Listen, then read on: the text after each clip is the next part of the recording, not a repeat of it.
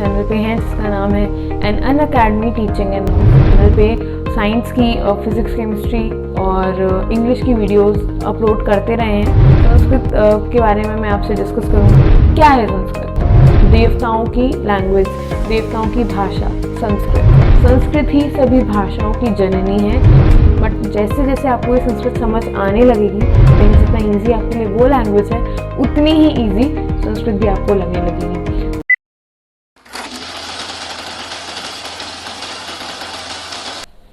Hello friends, आप लोग यहाँ इस चैनल पे हैं जिसका नाम है an Unacademy teaching and notes. मैं होप करती हूँ कि आप लोगों ने चैनल को सब्सक्राइब कर दिया होगा। अगर आप लोगों ने नहीं किया है तो प्लीज़ आप इस चैनल को सब्सक्राइब कर दीजिए और इसके साथ जो आपको साइड में बेल आइकन दिख रहा होगा उसको भी प्रेस कर दीजिएगा, ताकि आपको हमारी नई वीडियोस की अपकमिंग अपडेट्स नोटिफिकेशन मिलती रहे। तो मैं शुभी शर्मा, मेरा नाम शुभी शर्मा है और आपने जैसे अब तक देखा होगा हमारे चैनल पे साइंस की, फिजिक्स, केमिस्ट्री और इंग्लिश की वीडियोस अपलोड करते रहे हैं। तो मैं कोशिश करूँगी कि मैं आपसे जुड़ सकूँ संस्कृत की हेल्प से। संस्कृत के बारे में मैं आपसे डिस्कस करूँगी, बातें आप लोगों की सुनूंगी, आपकी जो भी डाउट्स हैं, जो भी चीज़ें हैं, हम उन चीज़ों को बाद में डिस्कस करते हैं। तो शुरू करते हैं। बेसिकली संस्कृत, मेरा सब्जेक्ट संस्कृत है। क्या है संस्कृत?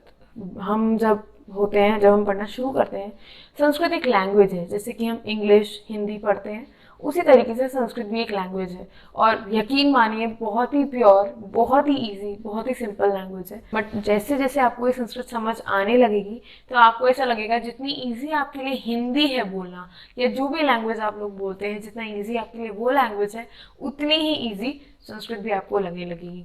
संस्कृत को हम लोग देव भाषा मानते हैं, द लैंग्वेज ऑफ गॉड्स। अगर मैं इंग्लिश में बात करूं तो Sanskrit is known to be as the language of god. देवताओं की लैंग्वेज, देवताओं की भाषा संस्कृत। संस्कृत को हम जिस लिपि में लिखते हैं, हम लोग हिंदी में पढ़ चुके हैं। लिपि का मतलब है कोई भी भाषा को लिखने का तरीका, लिपि होती है। तो संस्कृत की जो लिपि है वो है देवनागरी, जिससे ही बाकी सारी लैंग्वेजेस, पंजाबी, हिंदी, बांग्ला या बिहारी, जो बाकी सारी लैंग्वेजेस हैं वो देवनागरी लिपि में लिखी जाती हैं। तो इन सब की जो मदर है that is also known as Sanskrit. Sanskrit ही सभी भाषाओं की जननी है, ऐसा माना जाता है। तो सबसे पहले मैं कोशिश करूंगी आप लोगों का जो संस्कृत का डर है, जो आप संस्कृत से दूर भागते हैं, आपको उससे कनेक्ट करने के लिए। तो हम कनेक्ट करने के लिए यूज़ करेंगे हिंदी को। हम सभी जानते हैं हम इंडिया में रहते हैं और यहाँ पर 74-75% जो लोग हैं वो हिंदी को समझते हैं। तो संस्कृत को समझने की हम कोशिश करेंगे हिंदी के मेथड से, हिंदी की मदद से, ताकि आप लोग उससे बहुत जल्दी कनेक्ट हो सकें। तो आज के सेक्शन में फर्स्ट सेक्शन है, पहला सेशन है, आपसे संस्कृत की पहली मुलाकात है। तो इसमें हम छोटी छोटी चीज़ों को लेंगे, जैसे कि हम हिंदी में अ से अनार, आ से आम पढ़ते हैं, उसी तरीके से हम संस्कृत में जो इसकी जो बेसिक चीज़ें हैं, लिंग, वचन, संज्ञा, सर्वनाम, शब्द रूप, धातु रूप, जो बेसिक चीज़ें हैं उनसे मैं आपको समझाने से शुरू करूँगी, जिससे कि आपके जो फर्स्ट स्टेप्स हैं संस्कृत की तरफ वो आसान हो सके। तो आज का जो हम टॉपिक लेते हैं, चलिए हम वचन से शुरू करते हैं।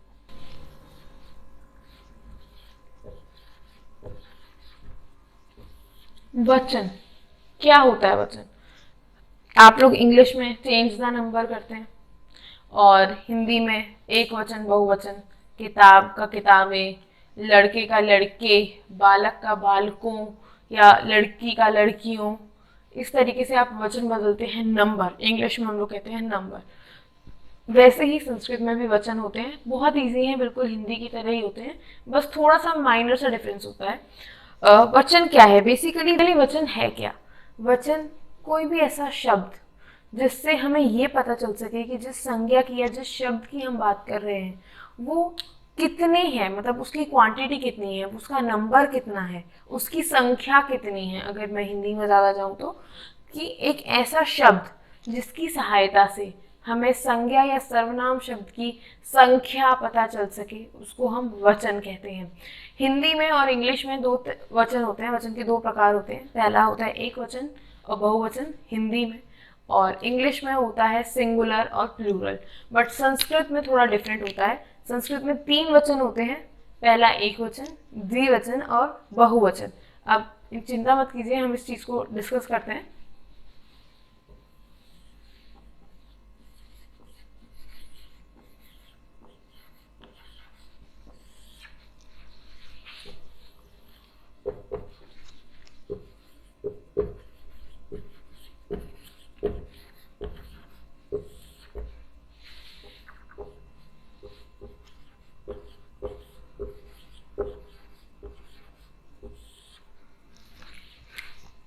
तो वचन के 3 पार्ट्स, एक वचन, द्विवचन, बहुवचन।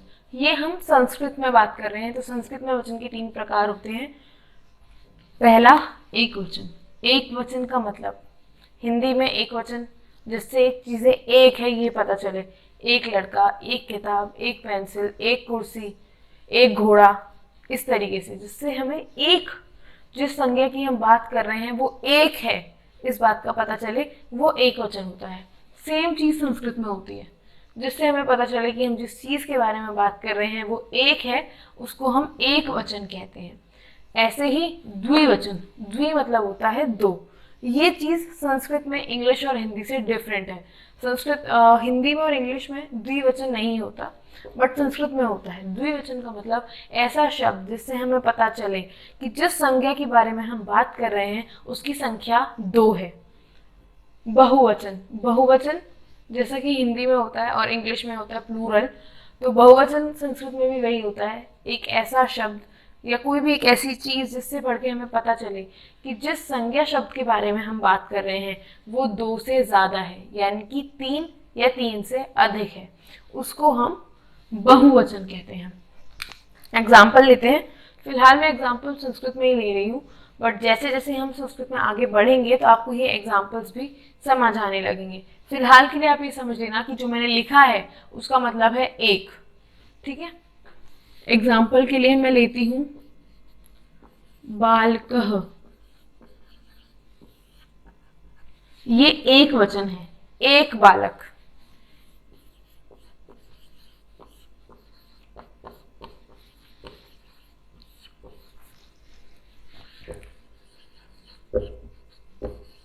द्विवचन के लिए हम यूज करते हैं बालकौ, यानी कि 2 बालक।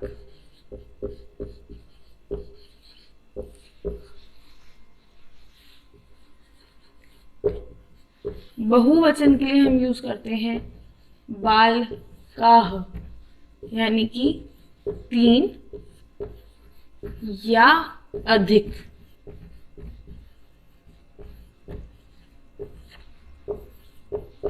बालक। एग्जाम्पल को आसान बनाने के लिए और आपको अच्छे से समझ आए उसके लिए मैंने एक ही चीज को अलग अलग वचन में आपको दिखाया है।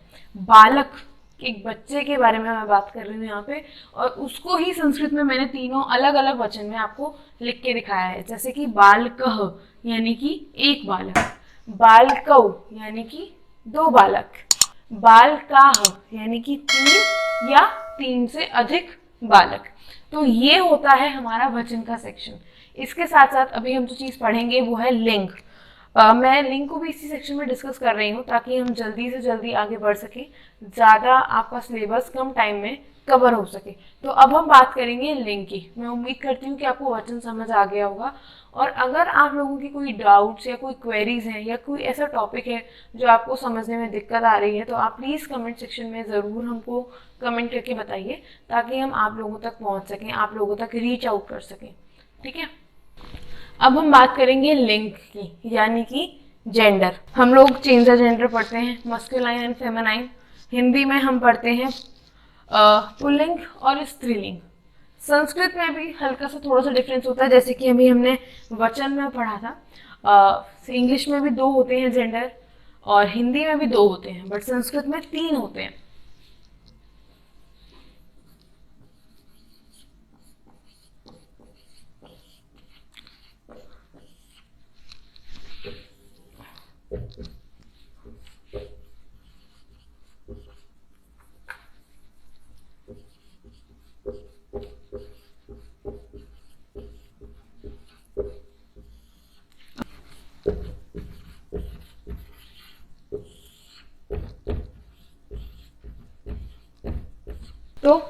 संस्कृत में 3 लिंग होते हैं, पुल्लिंग, स्त्रीलिंग और नपुंसक लिंग।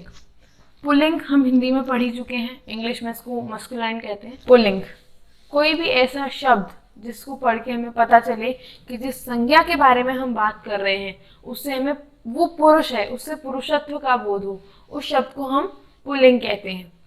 सेम उसी तरीके से स्त्रीलिंग में कोई भी ऐसा शब्द जिसको पढ़ के हमें ये पता चले कि जिस संज्ञा शब्द के बारे में हम बात कर रहे हैं उसको हम वो स्त्रीलिंग है, उससे स्त्रीत्व का बोध हो। तीसरा नपुंसक लिंग। नपुंसक लिंग उन चीजों के लिए यूज होता है जिसको ना हम पुरुष की श्रेणी में रख सकते हैं, ना ही स्त्री की श्रेणी में रख सकते हैं। मतलब ऐसा शब्द, कोई ऐसी चीज जो ना तो मस्कुलाइन है, ना तो पुरुष है और ना ही फेमिनाइन है, यानी कि ना ही स्त्रीलिंग है, ऐसे शब्दों को हम नपुंसक लिंग में रखते हैं। ये नपुंसक लिंग वाला जो कॉन्सेप्ट है ये हिंदी में और इंग्लिश में मिस आउट करता है। ये कॉन्सेप्ट हिंदी और इंग्लिश में नहीं हम लोग कंसीडर करते हैं, बट संस्कृत में इसको एक नई ब्रांच दे रखी है जिसको हम नपुंसक लिंग कहते हैं। एग्जाम्पल्स हम पढ़ेंगे तो आपको और अच्छे से क्लियर होगी।